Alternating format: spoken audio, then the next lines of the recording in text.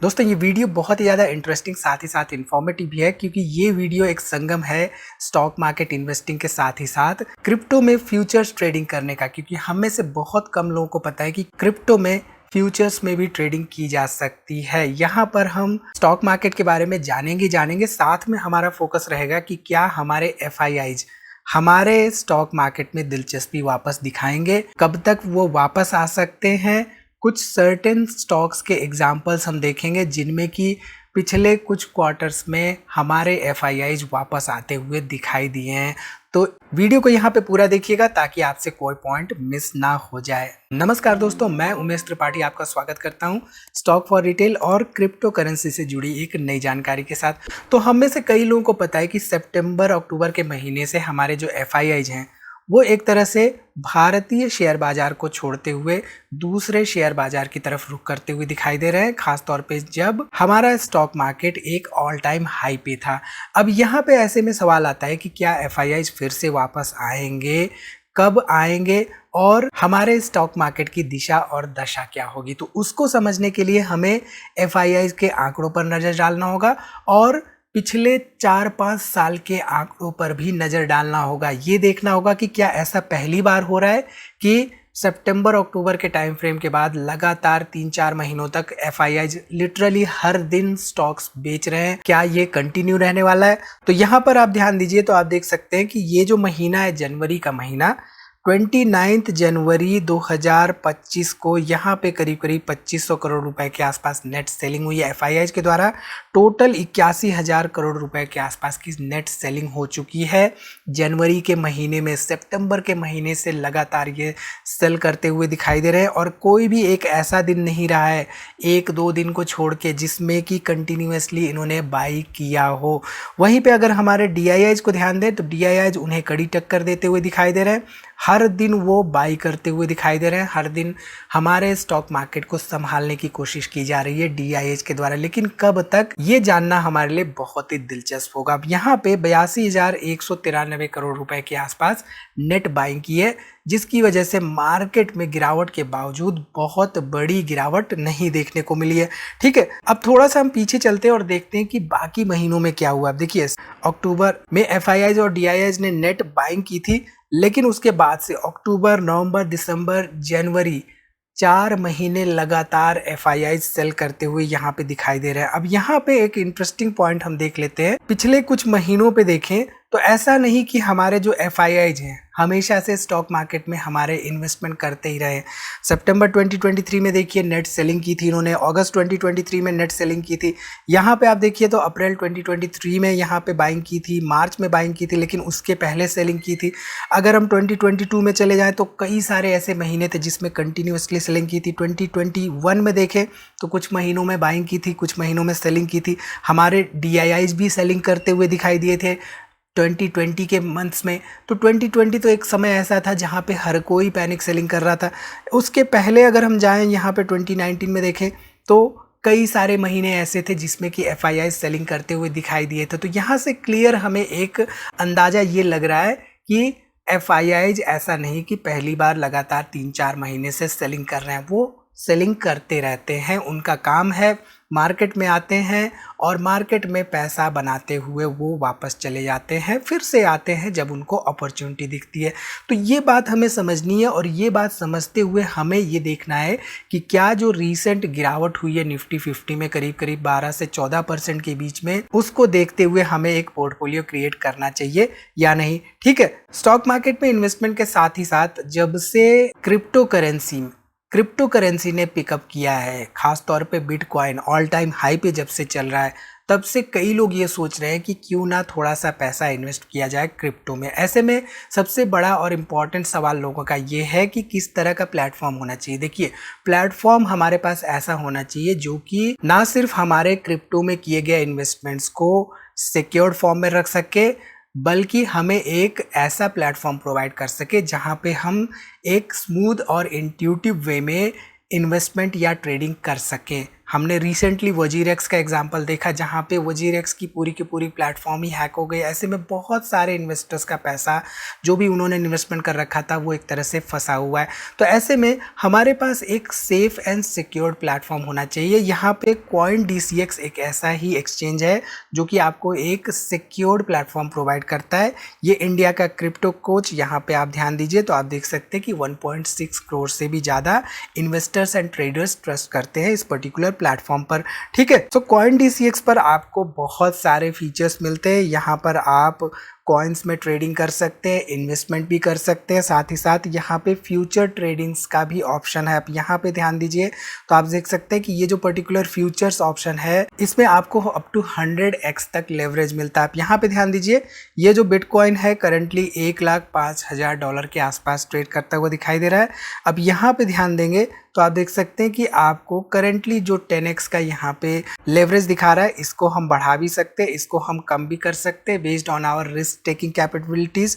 क्योंकि यहाँ पर आप ध्यान दीजिए तो आप देख सकते हैं कि जितना ज़्यादा लेवरेज हम लेते हैं उतना ज़्यादा रिस्क रहता है हमारे ट्रेड में। ठीक है, यहाँ पे 100x को अनलॉक करने के लिए एटलीस्ट 5 फ्यूचर ऑर्डर लेने पड़ते हैं और उसके बाद 100x तक का लेवरेज यहाँ पे लिया जा सकता है। ठीक, यहाँ पे आप इसको कंफर्म करेंगे तो आप देख सकते हैं कि ये आपको बताते हैं कि you are taking high risk because price अगर आपकी पोजीशन के अगेंस्ट मूव करता है तो वहां पे प्रॉब्लम हो सकती है। ठीक है, यहाँ पे शॉर्ट और लॉन्ग पोजीशन भी ली जा सकती है। सिंपल जैसे हमारे स्टॉक मार्केट में स्टॉक्स में फ्यूचर्स में ट्रेडिंग होती है वहां पे हम अपने ब्रोकर से सर्टेन लेवरेज लेते हुए ट्रेड करते हैं, उसी तरीके से यहाँ पे क्रिप्टो करेंसी में भी हम CoinDCX से लेवरेज लेते हुए क्रिप्टो करेंसी में ट्रेड ले सकते हैं। ठीक, यहाँ पे आपके पास USDT और INR दोनों में ट्रेड करने का ऑप्शन है। आप यहाँ पे ध्यान दीजिए तो आप देख सकते हैं कि जो BTC INR है वो करीब 96,12,350 रुपए के आसपास ट्रेड करता हुआ दिखाई दे रहा है। यहाँ पे भी आपके पास बाई एंड सेल का ऑप्शन रहता है और इसके साथ ही साथ आप ध्यान दीजिए तो आपके पास ट्रेडिंग के ऑप्शंस रहते हैं। जैसा कि हमने देखा यहाँ पे फ्यूचर्स ट्रेडिंग हम कर सकते हैं, साथ ही साथ मार्जिन ट्रेडिंग भी की जा सकती है। यहाँ पे अप टू 6x तक का लेवरेज लेके मार्जिन ट्रेडिंग की जा सकती है। बेसिकली आपके पास मान लीजिए 1,000 रुपये है आपके वॉलेट में, ऐसे में उस 1,000 रुपये को 6,000 तक के पैसों से ट्रेडिंग की जा सकती है CoinDCX के प्लेटफॉर्म पर। तो CoinDCX आपको मार्जिन ट्रेडिंग फैसिलिटी भी प्रोवाइड करता है आपके ओवरऑल वॉलेट बैलेंस पर। ठीक है, यहाँ पे DCX लर्न की भी फैसिलिटी है जहाँ पे आप क्रिप्टो करेंसी में इन्वेस्टमेंट के बारे में सीख सकते हैं। ध्यान रखिए यहाँ पे किसी तरह का कोई फंडामेंटल्स नहीं होता किसी भी क्रिप्टो कॉइन का। मान लीजिए जो BTC है, राइट, BTC में कोई अंडरलाइंग बिजनेस नहीं है या कंपनी नहीं है। जैसे मान लीजिए कोई कंपनी है टाटा मोटर्स, तो टाटा मोटर्स का जो स्टॉक है उसका एक अंडरलाइंग बिजनेस है, कंपनी है, उस पर्टिकुलर बिजनेस के ऊपर वो जो पर्टिकुलर स्टॉक है मूव करता है। हालांकि और भी सारे ऑप्शंस होते हैं और भी सारे क्राइटेरिया होते हैं स्टॉक्स के प्राइस मूवमेंट के। यहाँ पे एक सिंपल सा क्राइटेरिया क्रिप्टो करेंसी में होता है डिमांड एंड सप्लाई का, बेस्ड ऑन विच ये क्रिप्टो करेंसीज मूव करते हुए दिखाई देते हैं। ठीक है, तो CoinDCX के लिंक्स और डिटेल्स मैं आपको डिस्क्रिप्शन में दे दूंगा, आप वहां से एक्सप्लोर करते हुए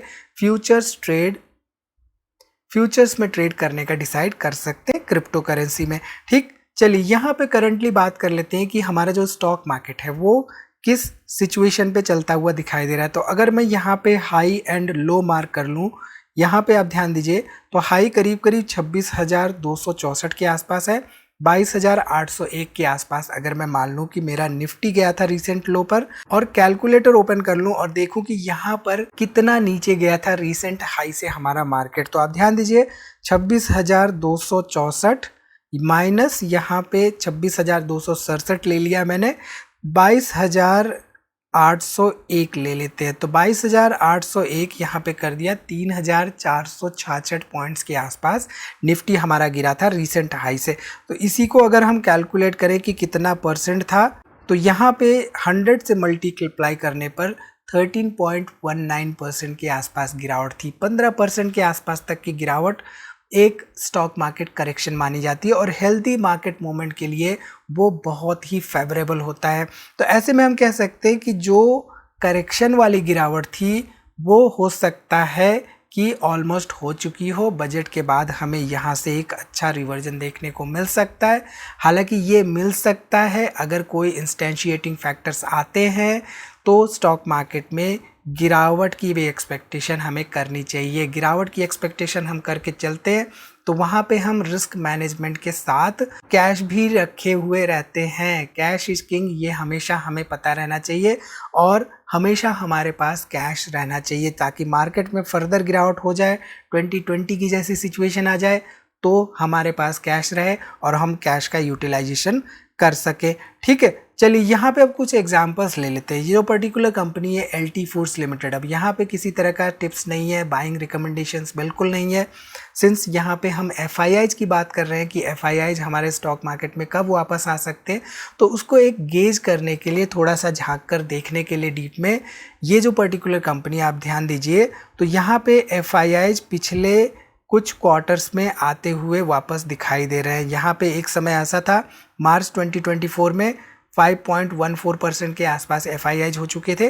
currently just double FIIs holding हो चुकी है, 9.33% के आसपास FIIs हमें देखने को मिल रहे हैं। ठीक है, यहाँ पे अगर हम ध्यान दें LT फूड्स के चार्ट पर तो यहाँ पे आप देखिए एक कंसोलिडेशन आपको बनाता हुआ दिखाई दे रहा है, एक रेंज में चल रहा है और इसने एक बॉक्स बना दिया। अब अगर हम ध्यान दें इसके एक मंथ के कैंडलस्टिक चार्ट पर और देखें कि एक मंथ के कैंडलस्टिक चार्ट पर क्या कहानी चल रही है, तो एक मंथ के कैंडलस्टिक चार्ट पर आप ध्यान दीजिए तो ऑल टाइम हाई के आसपास ही है ये और वहां से थोड़ी बहुत ही गिरावट हमें देखने को मिल रही है। ठीक, चलिए यहाँ पे बात करते हैं CDSL के बारे में। CDSL में देखिए एक समय ऐसा था 18% के आसपास यहाँ पे FIIs थे दिसंबर 2023 में, फिर FIIs कम होने शुरू हुए और यहाँ पे आप ध्यान दीजिए तो सितंबर 2024 और दिसंबर 2024 में यहाँ पे बढ़ते हुए दिखाई दिए, करीब करीब 17% के आसपास फिर से हमें FIIs देखने को मिल रहे हैं CDSL में। अब ऐसे में यहाँ पे CDSL का चार्ट पैटर्न देखें तो एक दिन के कैंडलस्टिक चार्ट पर करीब करीब 2000 रुपये से करंटली यहाँ पे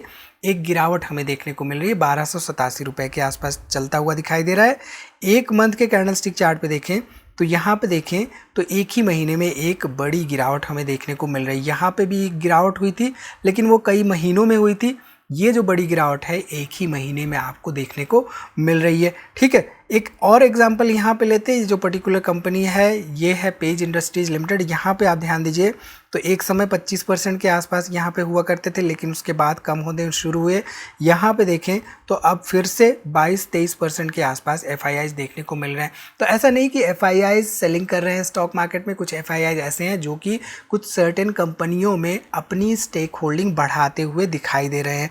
ठीक है, यहाँ पे आप ध्यान दीजिए तो पेज इंडस्ट्रीज में रिसेंट हाई से आपको एक गिरावट देखने को मिल रही है। एक मंथ के कैंडलस्टिक चार्ट पे अगर हम ध्यान दें तो एक मंथ के कैंडलस्टिक चार्ट पे ऑल टाइम हाई के आसपास फिर से वापस आता हुआ दिखाई दे रहा है।